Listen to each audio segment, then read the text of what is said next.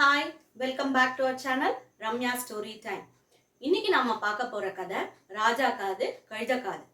ஒரு ஜாலியான ஸ்டோரியை கேட்கலாமா? அந்த காலத்துல ஒரு ராஜா இருந்தார்.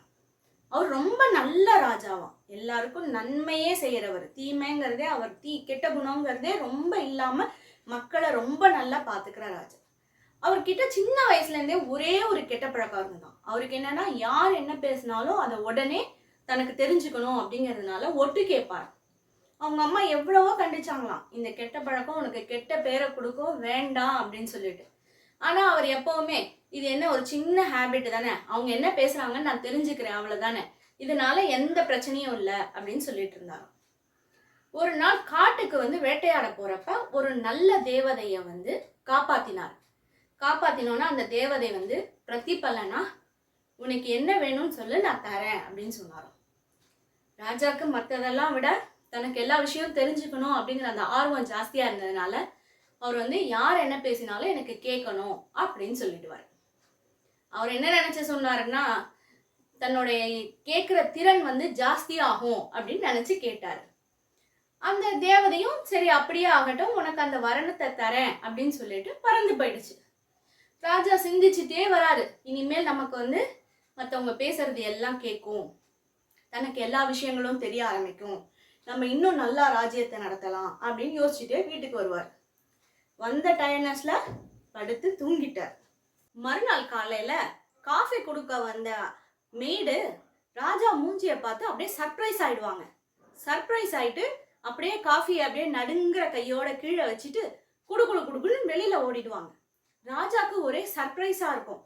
என்னடா அது, நம்ம மூஞ்சில என்ன இருக்கு, ஒருவேளை நேத்திக்கு நம்ம சரியா முகம் கழுவலையோ, ஏதாவது அழுக்கு ஏதாவது ஒட்டி இருக்கோ அப்படின்னு யோசிச்சுட்டே வருவார்.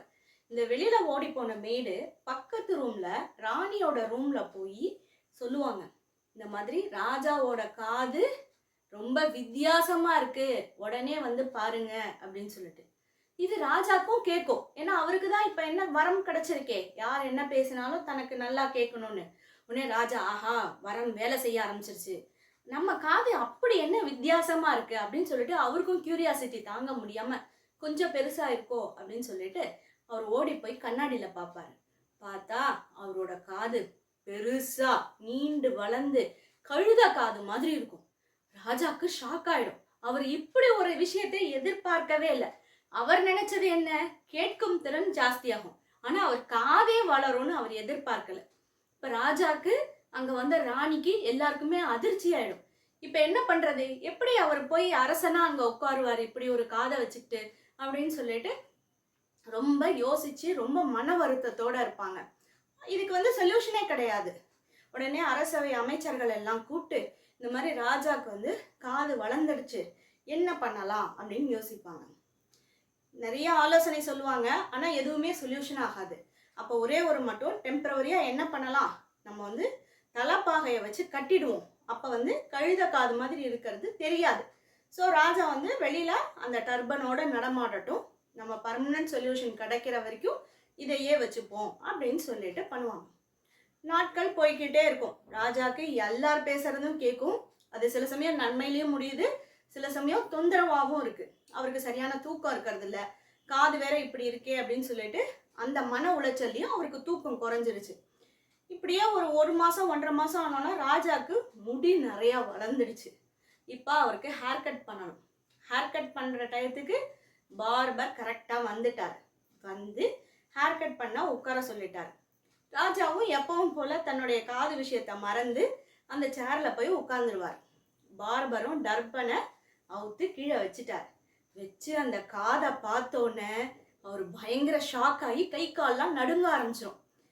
உடனே இப்பதான் ராஜாவும் உணர்வார், ஐயோ, நம்ம ராணி பிளஸ் இந்த அமைச்சர்கள் மற்றபடி இங்க அரண்மனையில இருக்கிறவங்க தவிர வேற யாருக்குமே இந்த விஷயம் தெரியாது, இப்படி தெரிஞ்சிடுச்சே அப்படின்னு சொல்லிட்டு உடனே காவலாளிகள் எல்லாம் கூப்பிட்டு அந்த பார்பரை கண்டிச்சு சொல்லுவாங்க, இந்த விஷயம் வெளியில தெரியக்கூடாது, யார்கிட்டையும் சொல்லக்கூடாது அப்படின்னு சொல்லி அனுப்புவாங்க.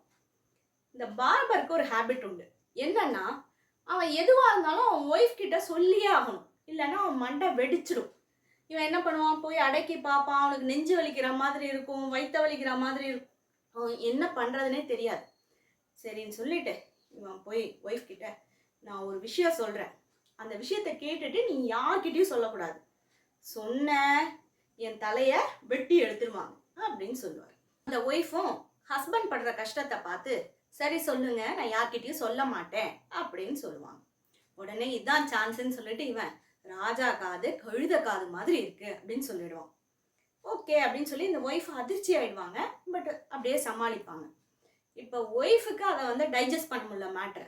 அவங்களுக்கு வயிற்ற வெடிச்சிடும் போல இருக்கு, தலை வெடிச்சிடும் போல இருக்கு. அவங்க வந்து ஹஸ்பண்ட்ட சொல்லுவாங்க, அந்த பார்பர்ட்ட, நீங்கள் எங்கிட்ட சொல்லிட்டீங்க, இப்போ எனக்கு அந்த எஃபெக்ட்ஸ்லாம் இருக்குது, நான் யார்கிட்டயாவது இதை போய் சொல்லியே ஆகணும், இல்லைன்னா என் தலை வயிறு எல்லாம் வெடிச்சிரும் அப்படின்னு சொல்லுவாங்க. ஆனால் இவங்க 2 பேருக்கும் கவலை, இந்த விஷயம் வெளியில் தெரிஞ்சதுன்னா கண்டிப்பாக ராஜா அவங்கள தண்டிச்சிருவாருன்ட்டு. அந்த பார்பர் ஒரு ஐடியா சொல்லுவான், உனக்கு யார்கிட்டயா சொல்லணும் அவ்வளோதானே, வா அப்படின்னு சொல்லிட்டு பக்கத்தில் இருக்கிற காட்டுக்கு கூட்டிகிட்டு போய் ஒரு பழைய மரத்துக்கிட்ட நின்று, இந்த மரத்துக்கிட்ட சொல்லு, இந்த மரம் வந்து யார்கிட்டயும் சொல்லாது, அதனால நம்ம கவலைப்பட வேண்டாம் அப்படின்னு சொல்லிட்டு வந்துடுவாங்க. வந்து நிம்மதியாக படுத்து தூங்கிடுவாங்க. அன்னைக்கு ராத்திரி அது வழியாக ஒரு மியூசிக்கல் பார்ட்டி ட்ரூப் வந்து நடந்து வந்துட்டு இருக்கும். அப்போ அவங்கள்ட்ட இருந்த அந்த ட்ரம்ஸ்லாம் பழசாயிடுச்சு, ராஜா முன்னாடி வாசிக்கிறதுக்கு இந்த ட்ரம்ஸ் பத்தாதுன்னு சொல்லிட்டு, இந்த பழைய மரம் இருந்தது இல்லையா, இது நல்லா அகலமாக பழைய மரங்கிறதுனால இதை நல்லா வெட்டி அழகான ஒரு டம் பண்ணிட்டு எடுத்துட்டு வந்துடுவாங்க. மறுநாள் இந்த ராஜாவோட அமைச்சரவையில் ஒரு ஜாலி ஃபங்க்ஷன். இந்த மியூசிக்கல் ட்ரூப் தான் வாசிக்க போகுது. மியூசிக்கல் ட்ரூப்பும் வந்துடுச்சு, ராஜாவும் அழகாக அலங்காரம் பண்ணி வந்து உட்காந்துட்டாரு, ஊரே திரண்டு இருக்கு. இந்த மியூசிக்கல் ட்ரூப் அந்த டம் எடுக்கிறாங்க, நம்ம புது டம்ல வச்சு ராஜாவை அசத்துறோம் அப்படின்னு சொல்லிட்டு. ஃபர்ஸ்ட் டம்ல அது வந்து என்ன சொன்னுச்சு, ராஜா அப்படின்னு சொன்னுச்சு. எல்லாருக்கும் எங்கேருந்து சத்தம் வருதுன்னே தெரில. அடுத்த டம் போட்டோன்னே காது அப்படின்னு சொல்லுச்சு. காதுனோடனே ராஜா ஷாக் ஆயிட்டார். தன்னை யாரோ மாட்டி விட ட்ரை பண்றாங்கன்னு சுத்தி முத்தி தேடுறாரு. இவன் அடுத்த டம் போட்டோன்னே என்னாச்சு, கழுத காது அப்படின்னு மாத்தி மாத்தி சொல்ல ஆரம்பிச்சிருச்சு. ஃபாஸ்டா அடிக்க ராஜா காது கழுத காது, ராஜா காது கழுத காதுன்னு சொல்ல ஆரம்பிச்சிருச்சு. ஊருக்கே தெரிஞ்சு போச்சு, ராஜாக்கு அசிங்கமாயிடுச்சு. உடனே எல்லாரும் முன்னாடியும் அவர் வந்து உண்மையை ஒத்துக்கிட்டார். ஆமா, தனக்கு இந்த மாதிரி எல்லாரும் கேட்கறதும் ஆசையா இருந்தது. அப்போ ஒரு தேவதை வந்து கேட்டாங்க, உனக்கு என்ன வரம் வேணும்னு. ஆக்சுவலா என் மக்கள்லாம் சந்தோஷமா இருக்கணும், யாரும் கஷ்டப்படக்கூடாது அப்படிங்கிற வரம் தான் நான் கேட்டிருக்கணும். ஆனா என்னுடைய இந்த ஆசை வந்து எனக்கு வந்து எல்லாரும் பேசுறதும் கேட்கணுங்கிற அந்த வரத்தை நான் கேட்டுட்டேன். அது தவறுங்கிறத உணர்த்துறதுக்காக தான் என் காது வந்து இவ்வளோ பெருசாயிடுச்சு. இப்போ என் தவறை உணர்றேன், நான் வந்து மன்னிப்பு கேட்டுக்கிறேன், என்னால் முடிஞ்ச வரைக்கும் நான் ஒரு நல்ல ராஜாவாக இருக்கேன் அப்படின்னு சொல்லிட்டு அவர் மனசால உணர்ந்து அவர் சொல்லுவார். உடனே அங்கே கூடியிருந்த மக்கள்லாம் ராஜாவோட கஷ்டத்தை புரிஞ்சுட்டு, சே எப்படி ஒரு நல்ல ராஜாக்கு இந்த மாதிரி ஒரு கஷ்டம் வந்துருச்சே அப்படின்னு சொல்லிட்டு எல்லாரும் சேர்ந்து அந்த தேவதையை நினைச்சு பிரார்த்தனை பண்ணுவாங்க. அவர் தெரியாம கேட்டுட்டாரு, தயவு செஞ்சு எங்க ராஜாவை மன்னிச்சு அவருக்கு திரும்பி அவரோட காதே கொடுங்க அப்படின்னு சொல்லிட்டு எல்லாரும் சேர்ந்து பிரார்த்தனை பண்ணுவாங்க. அப்ப அந்த நல்ல தேவதை வந்து ராஜா கிட்டக்க, நீ ரொம்ப நல்லவன்னு எனக்கு தெரியும், இருந்தாலும் இந்த ஒரு சின்ன கெட்ட ஹேபிட் கூட உனக்கு இருக்கக்கூடாதுங்கிறதுனால தான் இப்படி கொடுத்தேன். இனிமேல் நீ கவலைப்படாத, உன் காது சாதாரணமா ஆயிடும், உன் மக்கள்லாம் சந்தோஷமா இருப்பாங்க, நீ நிம்மதியா ராஜாங்கத்தை நடத்து அப்படின்னு சொல்லிட்டு போவாங்க. இதுல இருந்து நமக்கு என்ன தெரியுதுன்னா, எவ்வளோ நல்லவங்களா இருந்தாலும் ஒரு சின்ன கெட்ட ஹேபிட் இருந்ததுன்னா அது நம்மளுக்கு வாழ்நாள் ஃபுல்லா தொந்தரவு தான்.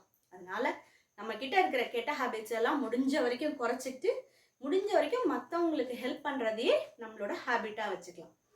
தேங்க்யூ, பாய் பாய். உங்களுக்கு கதை பிடிச்சிருக்கும்னு நினைக்கிறேன். கதை பிடிச்சிருந்ததுன்னா லைக் பண்ணுங்க, ஷேர் பண்ணுங்க, சப்ஸ்கிரைப் பண்ணுங்க. பாய் பாய்.